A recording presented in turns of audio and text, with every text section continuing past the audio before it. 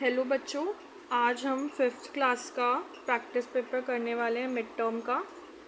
और आज का सब्जेक्ट है मैथ्स। ये 50 मार्क्स का पेपर है और इसका टाइम है 2 आवर्स। जनरल इंस्ट्रक्शंस देख लेते हैं। All questions are compulsory. There are 3 sections, section A, B and C.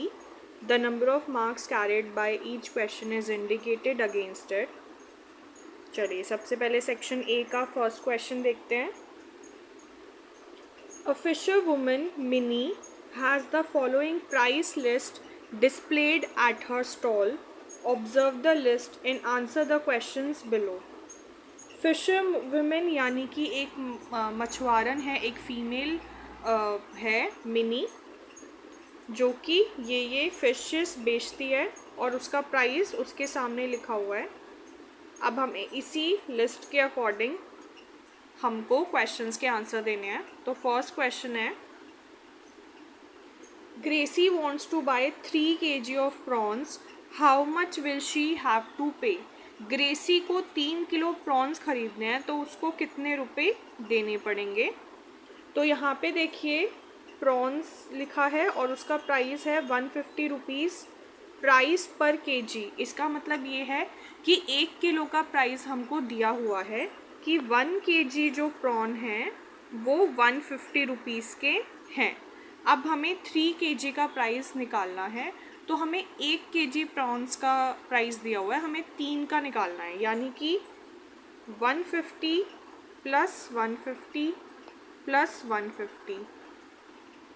अगर 1 किलो का 150 का है तो 3 किलो कितने के हो गए, 150 प्लस 150 प्लस 150। और इसको हम कैसे लिख सकते हैं, इसको हम लिख सकते हैं 150 मल्टीप्लाई बाय 3, क्योंकि हम 150 को 3 बार ऐड कर रहे हैं। तो 3 बार ऐड करने की जगह हम मल्टीप्लाई कर सकते हैं 3 से। तो 150 को हम 3 से मल्टीप्लाई करेंगे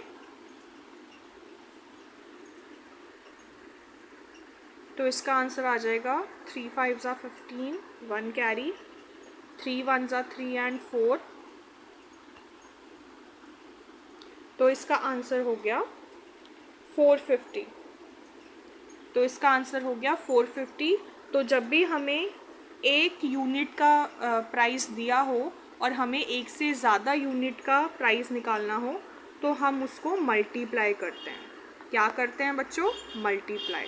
तो हमें 1 kg का प्राइस दिया हुआ था, हमने 3 kg का प्राइस निकाला, तो प्राइस को हमने 3 से मल्टीप्लाई कर दिया और इसका आंसर आ गया 450। Now move to the next question. Bashir has 100 rupees.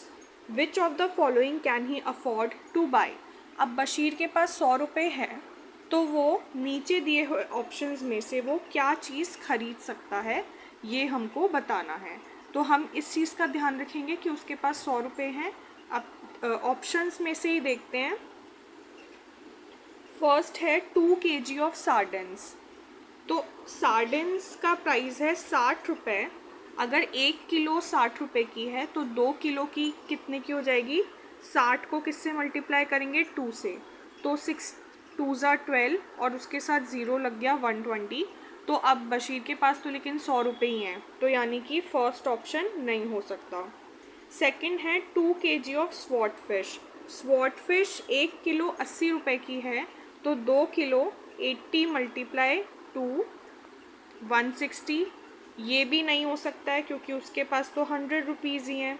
1 kg of prawns, prawns 150 रुपये के हैं, अगेन ये भी नहीं हो सकता है क्योंकि उसके पास तो 100 रुपये ही हैं। फोर्थ ऑप्शन देखते हैं, 1 kg of sardines. Sardines 1 kilo sardines 60 रुपये की है and half kg of swat fish.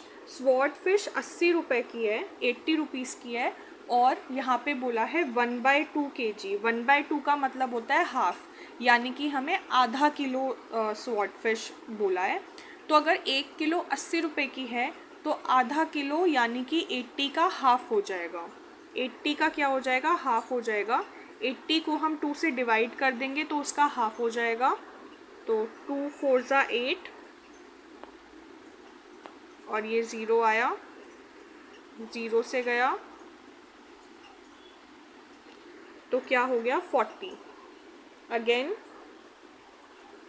Sardines थी 60 रुपए की, एक मिनट, सार्डिन्स थी 60 रुपए की और 40 के हो गए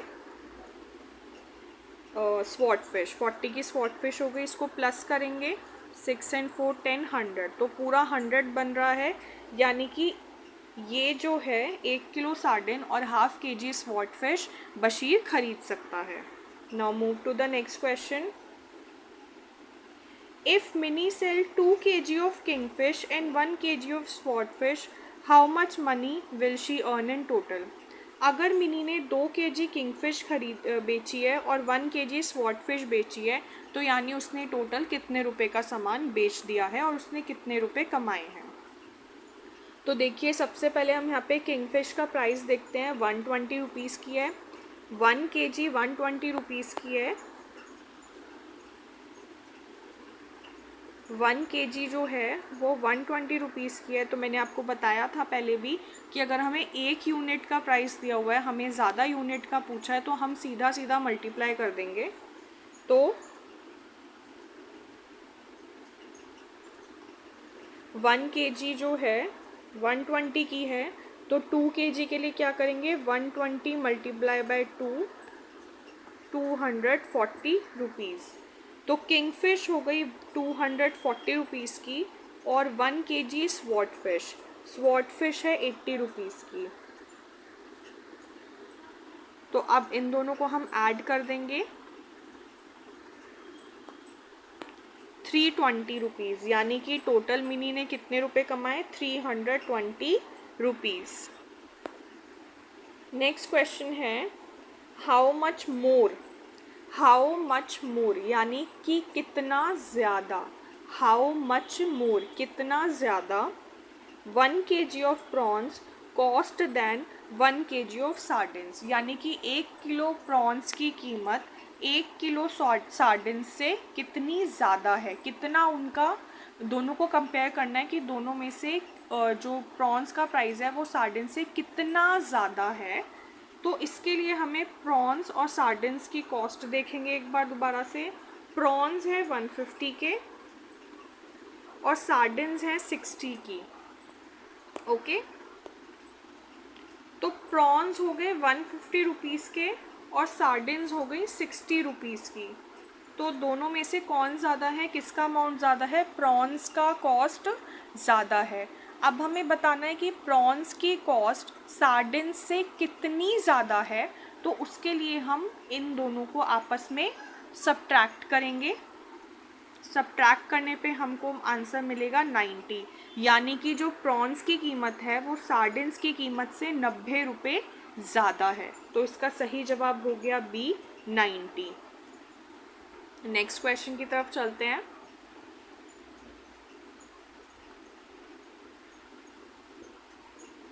सेकंड क्वेश्चन है Ayaan is decorating a rectangular cardboard sheet for a school project. Ayaan एक बच्चा है जो कि एक रेक्टेंगुलर शीट्स कार्डबोर्ड शीट को डेकोरेट कर रहा है, यानी कि उसने एक आयताकार शीट है। आपको पता ही होगा कि एक रेक्टेंगल क्या होता है।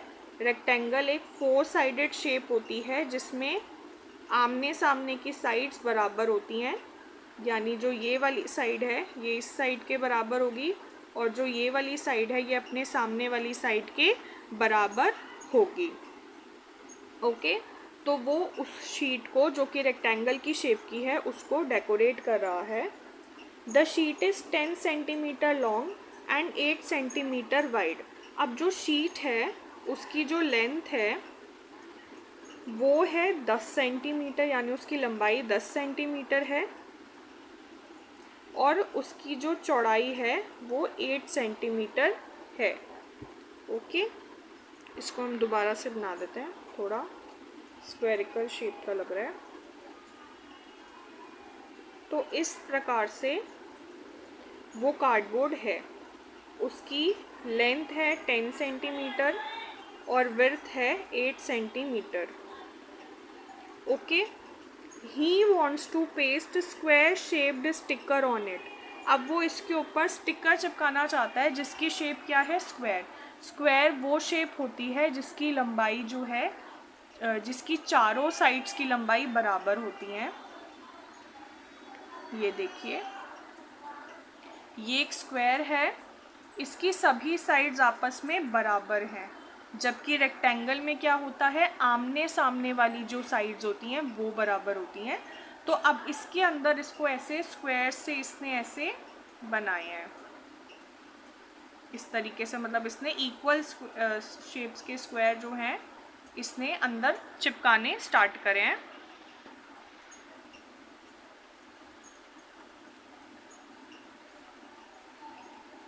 Leaving a 1 centimeter wide border uncovered on all 4 sides।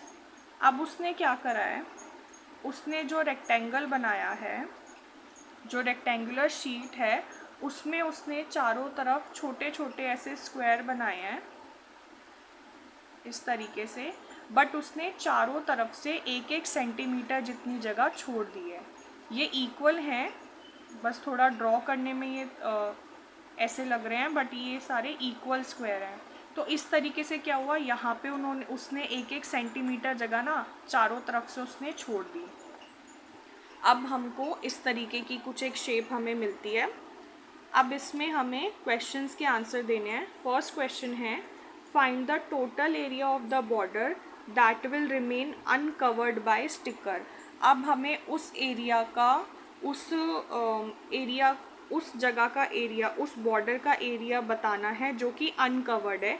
आप देखेंगे जो ये जगह है ये पूरी स्टिकर्स से कवर्ड है। ये जो जगह है, ये पूरी जो बाउंड्री है, इसके अंदर हर जगह स्टिकर्स हैं, तो ये पूरा कवर्ड है। जो अनकवर्ड है, जो ये वाला एरिया है, यहाँ वाला खुला वाला, इसको हमें, इसका एरिया हमको बताना है। तो एरिया बताने के लिए हमको एरिया का फॉर्मूला आना चाहिए। रेक्टेंगल का एरिया होता है लेंथ इनटू ब्रेथ, लंबाई गुणा चौड़ाई। पर आप यहाँ देखेंगे कि हमको तो नहीं पता है कि अंदर वाले जो रेक्टेंगल है उसकी लंबाई और चौड़ाई क्या है, तो उसको हम कैसे निकालेंगे। हमें पता है कि जो बाहर वाला रेक्टेंगल है उसकी लंबाई है 10 सेंटीमीटर और चौड़ाई है 8 सेंटीमीटर। अब आप यहाँ देखेंगे कि जो ये वाली लाइन है और जो ये वाली लाइन है, इनके बीच में 1-1 सेंटीमीटर का गैप है। ओके, तो ये दोनों अगर 8 सेंटीमीटर की हुई तो इनके बीच में 1-1 सेंटीमीटर का गैप हो गया, तो ये वाली लेंथ कितनी हो गई, 8 में से 2 गए 6, यानी जो ये वाली लेंथ है ये 6 सेंटीमीटर की हो जाएगी। इसी तरीके से अगर हम इस लाइन को देखें तो ये और ये दोनों लाइन 10 सेंटीमीटर की है। ठीक है, जो ये वाली लाइन है और जो ये वाली लाइन है ये 10 सेंटीमीटर की है। बट आप देखिए कि यहाँ पे भी 1 सेंटीमीटर छोड़ा हुआ है और यहाँ पर भी 1 सेंटीमीटर छोड़ा हुआ है। तो जो अंदर वाली लाइन है वो यहाँ तक तो बराबर है, लेकिन 1 सेंटीमीटर यहाँ और 1 सेंटीमीटर यहाँ छूट गया, जिसकी वजह से अंदर वाली की लंबाई कितनी हो गई, 10 में से 2 गए तो 8 हो गई, यानी जो ये वाली लंबाई हो गई ये 8 सेंटीमीटर हो गई। मैं दोबारा से बना के समझाती हूँ। ये था एक रेक्टेंगल जो बाहर था, फिर इसके अंदर एक और रेक्टेंगल बना इस प्रकार से। यहाँ पे स्टिकर्स थे,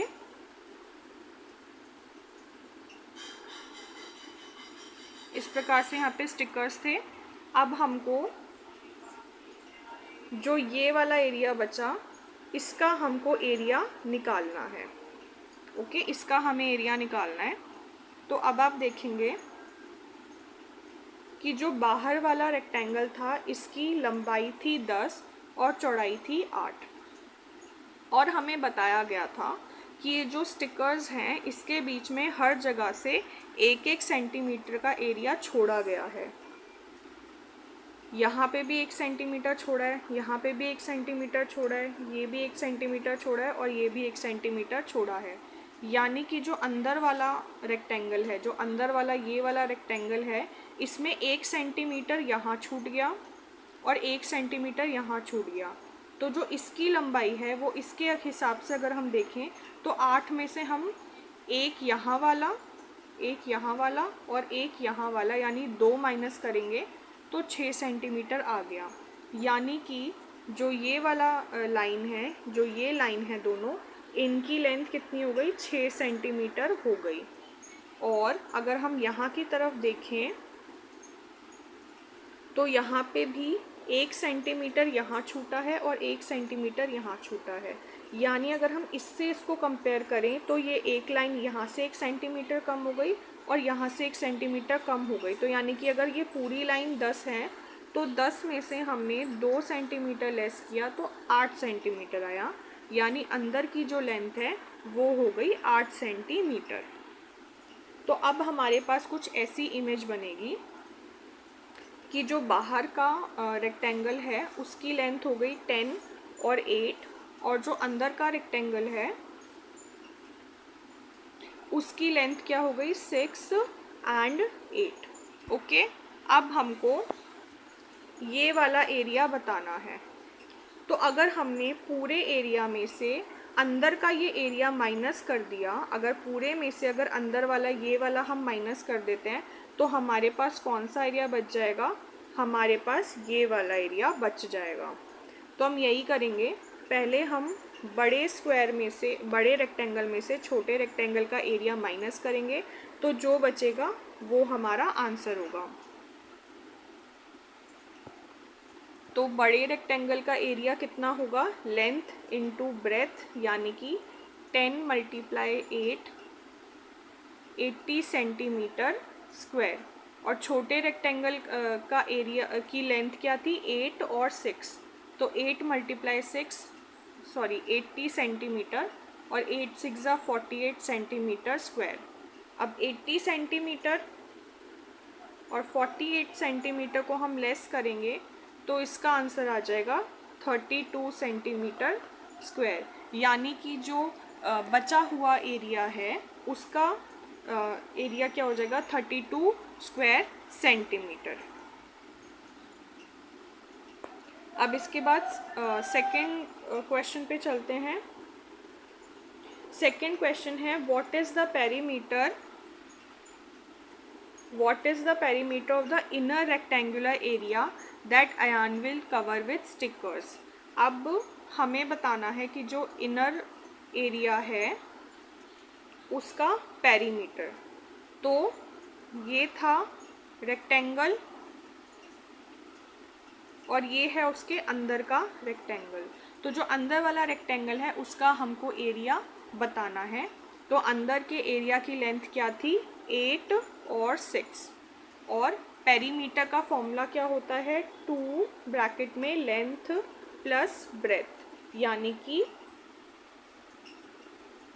2 ब्रैकेट में 8 प्लस 6, 2 मल्टीप्लाई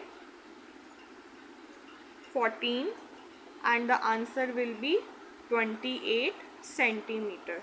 तो इसका आंसर क्या हो जाएगा? 28। अब इसके बाद थर्ड क्वेश्चन है, how does the area covered by sticker compare to the area of the uncovered border. अब हमें कंपैरिजन करना है कि ये बड़ा रेक्टेंगल है, उसके अंदर स्टिकर से जो दूसरा रेक्टेंगल बना था। अब इस क्वेश्चन में बोला है कि जो ये रेक्टेंगल बना है इसका एरिया और ये जो एरिया है, ये जो बचा हुआ एरिया था, इन दोनों के एरिया में हमको इनको कंपेयर करना है कि कौन सा बड़ा है कौन सा छोटा है, या फिर दोनों सेम हैं। तो अब यहाँ पे देखिए, फर्स्ट ऑप्शन है the sticker area is larger than the border area, the border area is larger than the sticker area, both areas are equal, the relationship can not be determined. तो इसके लिए हमें इनका एरिया पता होना चाहिए। और जैसा कि हमने इससे पहले वाले क्वेश्चन में किया था, सॉल्व किया था, तो जो बड़ा रेक्टेंगल है उसका एरिया है 80 सेंटीमीटर स्क्वायर, जो छोटा रेक्टेंगल था उसका एरिया था 48 सेंटीमीटर स्क्वायर, और जो ये वाला एरिया है ये था 32 सेंटीमीटर स्क्वायर। अब इसके हिसाब से अगर हम देखें तो जो स्टिकर एरिया है वो है 48 सेंटीमीटर स्क्वायर और बॉर्डर एरिया है 32 सेंटीमीटर। तो इसका मतलब the sticker area is larger than the border area, कि जो स्टिकर एरिया है वो 48 सेंटीमीटर है, इसलिए वो बॉर्डर एरिया से बड़ा है। तो इसका आंसर क्या हो जाएगा? इसका आंसर हो जाएगा ए, स्टिकर एरिया जो है बॉर्डर एरिया से बड़ा है। इसके बाद नेक्स्ट क्वेश्चन है,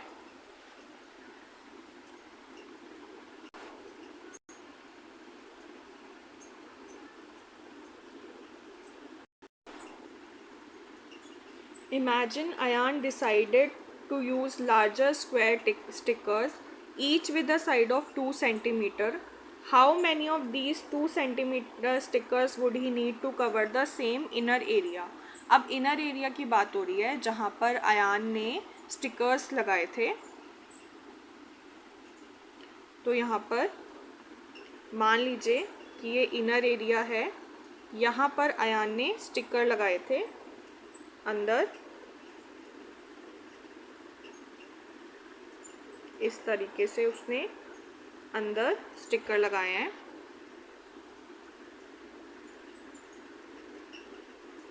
यहाँ पर जगह जगह पर। अब हमसे क्वेश्चन पूछा है कि ये जो स्टिकर लगाए हैं यहाँ पर, अगर उनकी साइड 2 सेंटीमीटर है, वो स्क्वायर स्टिकर है, स्क्वायर स्टिकर्स हैं, स्क्वायर हैं यानी कि उसकी सभी साइड्स बराबर हैं। तो अगर हर साइड 2 सेंटीमीटर की है तो ऐसे कितने स्टिकर्स इस एरिया में लगेंगे? तो जब भी हमसे इस तरीके से क्वेश्चन पूछा जाए कि एक बड़े एरिया में अगर हमने टाइल्स लगाई हैं या कहीं पे स्टिकर्स लगाए हैं तो कितने नंबर ऑफ़ स्टिकर्स लगाए हैं, कितने नंबर ऑफ़ टाइल्स लगाए हैं, जब भी कुछ ऐसा क्वेश्चन पूछा जाता है तो उसके लिए हमें दोनों ही शेप्स का एरिया पहले आइडेंटिफाई करना होता है। तो हमको ये पहले से ही पता है कि जो ये वाला जो एरिया था स्टिकर वाला, ये था 48 सेंटीमीटर स्क्वायर। ये हमने पहले वाले क्वेश्चंस में आइडेंटिफाई किया था, जिसमें बड़ा जो स्क्वायर था उसका एरिया था 80 और अंदर वाले का एरिया था 48 सेंटीमीटर स्क्वायर। तो हमें पता है कि इसका एरिया है 48 सेंटीमीटर स्क्वायर। अब हमें जो ये एक स्क्वायर है, इसका हमें एरिया निकालना है। तो स्क्वायर का एरिया होता है साइड इंटू साइड। तो इसकी साइड है 2 सेंटीमीटर, तो साइड इंटू साइड करेंगे तो 2 2 ज़ा 4, यानी कि एक स्क्वायर का एरिया हो गया 4 सेंटीमीटर स्क्वायर। अब बड़े रेक्टेंगल का एरिया है 48 और छोटे एक स्क्वायर का एरिया है 4 सेंटीमीटर। तो 48 को हम 4 से डिवाइड कर देंगे तो इसका आंसर आ जाएगा 4 1 ज़ा 4, 4 2 ज़ा 8, यानी कि आंसर क्या हो गया 12। यानी कि इस रेक्टेंगल में टोटल 12 स्टिकर्स लगेंगे, 12 स्क्वायर शेप के स्टिकर्स लगेंगे। तो इसका आंसर हो जाएगा आंसर सी 12। नेक्स्ट क्वेश्चन की तरफ चलते हैं। Answer the following questions, look at the pattern below, what comes next, draw the next shape in the sequence. बहुत ही आसान क्वेश्चन है, हमें ये पैटर्न को देखना है और उसके बाद हमें इसका जवाब बताना है। तो आप पैटर्न को ध्यान से देखिए। देखो, सबसे पहले जो एरो है वो ऊपर की तरफ जा रहा है, सबसे पहले एरो ऊपर की तरफ जा रहा है। फिर जो एरो है वो 1/4 पे घूम गया, इधर आ गया। फिर यहाँ पे देखिए एरो फिर से 1/4 पे घूम गया है, नीचे आ गया। फिर एरो यहाँ पे देखिए फिर 1/4 पे घूम गया है, इधर आ गया। फिर यहाँ पर एरो फिर से घूम गया है और अब वो ऊपर आ गया है, यानी कि जो एरो है वो 1/4 1/4 1/4 1/4 पे घूमे जा रहा है। तो अब यहाँ देखिए, यहाँ पे दोबारा से एरो यहाँ पर आ गया है। अब फिर से इसको यहाँ पे घुमाएंगे तो नेक्स्ट शेप क्या आएगी, ये वाली आएगी। तो इसका आंसर क्या हो जाएगा, ये इस तरीके से इसका आंसर हो जाएगा। नेक्स्ट क्वेश्चन है, I am a secret number, मैं एक सीक्रेट नंबर हूँ। I am more than 6 tens and less than 7 tens, मैं 6 टेंस से ज़्यादा हूँ और 7 टेंस से कम हूँ। तो एक नंबर की बात हो रही है, एक सीक्रेट नंबर है जो कि 6 टेंस से ज़्यादा है। 6 टेंस का मतलब क्या होगा? टेंस का मतलब होता है जो 10 की लाइन में हो, जिसमें 2 डिजिट हो और वो 10 की लाइन में हो। तो 6 टेंस का मतलब हो गया 60, मतलब वो 60 से ज़्यादा है लेकिन लेस देन 7 टेंस। 7 टेंस का मतलब हो गया 70, यानी कि वो 60 से ज़्यादा है लेकिन 70 से कम है। तो इसका मतलब ये हुआ कि जो नंबर है वो 60 से 69 के बीच में होना चाहिए, क्योंकि वो 60 से ज़्यादा है लेकिन 70 से कम है। तो 70 से कम नंबर कौन सा होता है? 69 होता है। My ones digit is 2 less than my tens digit. अब वो क्या कह रहा है कि उसमें 2 डिजिट होती हैं, जैसे 69 है, 69 में 2 डिजिट है, एक 6 है और एक 9 है। तो इसी तरीके से वो कह रहे हैं कि टेंस की डिजिट है और एक वंस की डिजिट है। तो वो कह रहे हैं कि जो वंस की डिजिट है वो टेंस की डिजिट से 2 कम है। तो जैसा कि हम जानते हैं कि अगर नंबर 60 से लेके 69 के बीच में है तो जो टेंस की डिजिट होगी वो 6 ही होगी, क्योंकि 6 टेंस की बात हो रही है। अब जो वंस की डिजिट है वो 6 से 2 कम है, तो यानी कि वो उससे दो जो है लेस है। तो 6 में से अगर हम 2 लेस करते हैं तो आएगा आंसर 4, यानी कि यहाँ पर क्या आएगा? 4। तो वो नंबर क्या हो गया? 64। तो इस क्वेश्चन का आंसर क्या हो गया? 64। अगला क्वेश्चन बहुत ही आसान है। Turn the number 48 into a special number palindrome. 48 number को हमें एक स्पेशल नंबर बनाना है बाय रिवर्सिंग इट। रिवर्स का मतलब होता है उसको पलट देना, उल्टा कर देना, and adding it to the original number, और उसको ओरिजिनल नंबर में ऐड करना है। तो हमारे पास जो ओरिजिनल नंबर है वो क्या है? ओरिजिनल नंबर है हमारे पास 48। इनको हम रिवर्स कर देंगे, यानी कि इनका जो प्लेस है वो बदल जाएगा। 8 4 की जगह आ जाएगा और 4 8 की जगह आ जाएगा, तो ये हो जाएगा 84। अब हम इनको प्लस कर देंगे, तो 8 और 4 12, 1 कैरी, 4 और 1 5 और 8 13। तो द आंसर इज 132। इसका आंसर क्या हो जाएगा? 132। अब देखिए थर्ड क्वेश्चन में हमको चॉइस दी हुई है, बीच में और लिखा हुआ है। तो मैंने आपको पहले भी कई बार बताया है कि अगर 2 प्रश्नों के बीच में और लिखा हो या हिंदी में अथवा लिखा हो तो इसका मतलब होता है कि हमें दोनों में से कोई एक ही सवाल करना है, हमें दोनों क्वेश्चन सॉल्व नहीं करने हैं, ये बस आपका टाइम वेस्ट होगा। तो जिन भी क्वेश्चंस के बीच में और हो या अथवा लिखा हो उनमें से आपको एक ही सवाल हल करना है।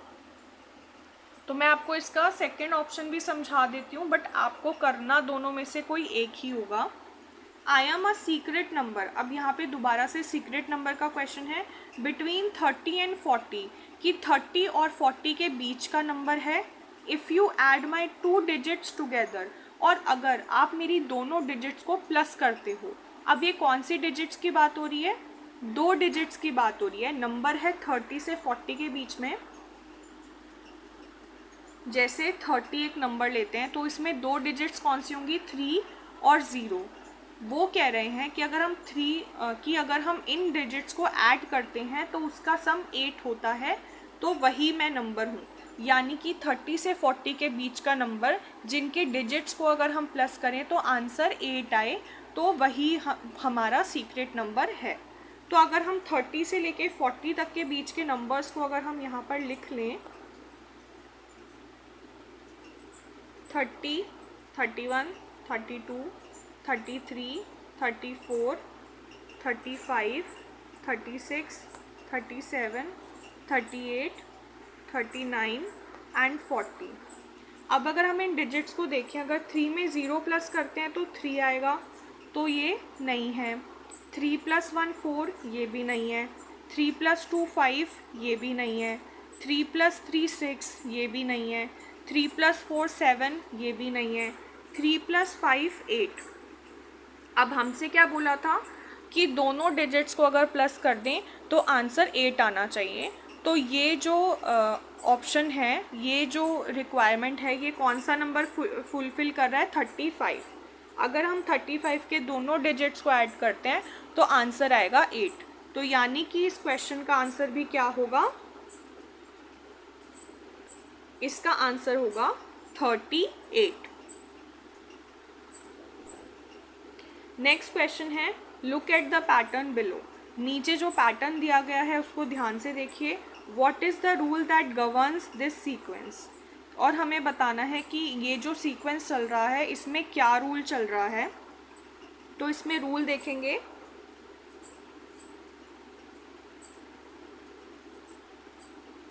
देखिए अगर हम 1 में 2 प्लस करते हैं तो क्या आएगा आंसर? 3।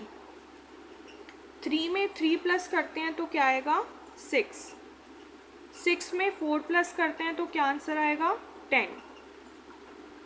10 में 5 प्लस करेंगे तो क्या आंसर आएगा? 15। यानी कि इसमें क्या रूल चल रहा है? इसके अंदर, इस सीरीज के अंदर, इस सीरीज के अंदर काउंटिंग वाइज जो है नंबर ऐड हो रहे हैं। यानी कि नेक्स्ट नंबर बनाने के लिए हमें 15 में क्या प्लस करना पड़ेगा? 6। तो 15 में 6 प्लस करेंगे तो आंसर क्या आएगा? 21, और वही इसका आंसर होगा। अब इसमें भी हमको चॉइस दी हुई है और लिखा हुआ है, यानी कि या तो हम ये सवाल कर सकते हैं या फिर ये सवाल कर सकते हैं। Draw a letter in English alphabet that will look same after a half turn. अब हाफ टर्न का मतलब क्या होता है? मान लीजिए कि कोई चीज़ है, उसको हम पूरा घुमा देते हैं, पूरा उसको यहाँ पे घुमा देते हैं तो वो हो जाएगा एक टर्न। लेकिन अगर कोई चीज़ है उसको हम यहाँ तक घुमाते हैं तो वो होता है हाफ टर्न।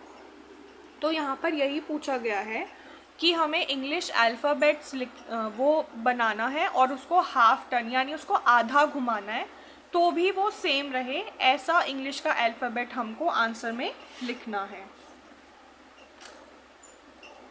तो इसका आंसर, इसमें कई अल्फ़ाबेट हो सकते हैं जैसे कि आई को अगर आप आधा घुमा भी देंगे तो भी वो इसी तरीके से ही दिखेगा। इसके बाद एच को अगर आप आधा घुमा भी दोगे तब भी वो ऐसा ही दिखेगा। ओ को आप अगर आधा घुमा भी देंगे तब भी वो ओ ही दिखेगा। और एक्स को अगर आप आधा घुमा देंगे तो भी वो इसी प्रकार से दिखेगा। तो IHO और एक्स, इसमें से आप कोई भी एक अल्फ़ाबेट यहाँ पर लिख सकते हैं। तो ये था हमारा पार्ट ए, ये हमारा पार्ट ए था जो हमने इस वीडियो में देखा है। बाकी के जो सेक्शंस हैं वो मैं आपको नेक्स्ट पार्ट में बना के दिखाऊंगी, तब तक आप इसकी प्रैक्टिस करिए।